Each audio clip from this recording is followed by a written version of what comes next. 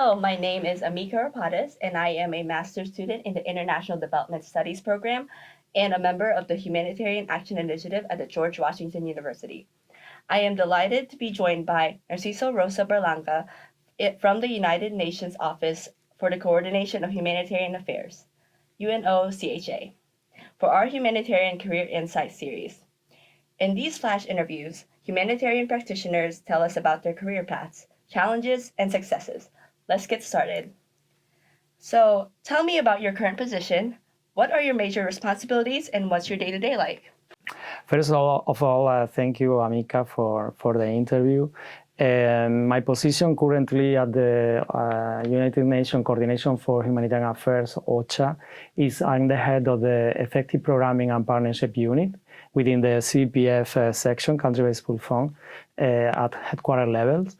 And my function is mostly policy function, try to get some learning from the different experience that the country-based pool fund are doing in different contexts and try to provoke and facilitate cross-learning among the different funds and see how we can advance in some important agendas like localization, accountability to affected people, disability inclusion, gender equality, and other questions that are very relevant for the humanitarian work. No? That's great, thank you. So how did you get to where you are today? I started my career on my studies as a journalist, so I did a journalism degree, and after that I started to work as journalist. And I was always very interested on the humanitarian work, on the development work, working abroad and serve people in need. I started to look for. So finally, I got position with the Spanish cooperation in Paraguay, and from there I got several years later a position as a UN volunteer with the peacekeeping mission, the UN peacekeeping mission in Haiti, and from there I moved to OCHA, and I started more an international career with experiences in the Democratic Republic of Congo, in the Southern African region, and visiting different countries and working on preparedness and response for different type of disaster, complex crisis and also natural disaster. And I got experiences in Burundi and Central African Republic, in New York with the Central Emergency Response Fund, the CERF, and also in Geneva with the learning section. And finally, I spent 7 years, my last position in the field was in Myanmar.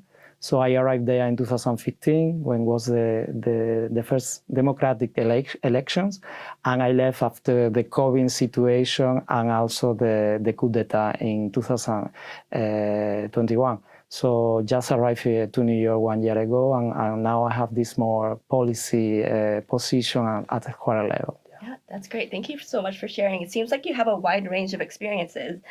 So what advice would you share with young professionals like me who would like to pursue a career in humanitarian affairs? So for me, that is a question I was thinking a lot. And when I look forward or back to my experience, what I will suggest is two things. First, that you are doing that because you are really a vocation. You want to serve the people in need. You want to employ your time and your effort on doing that.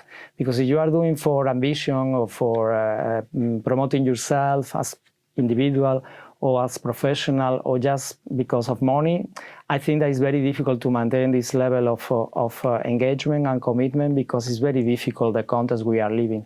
I was abroad for almost more than 20 years already and 15 years with the UN in different, very difficult countries, and you are not very committed to the people you serve.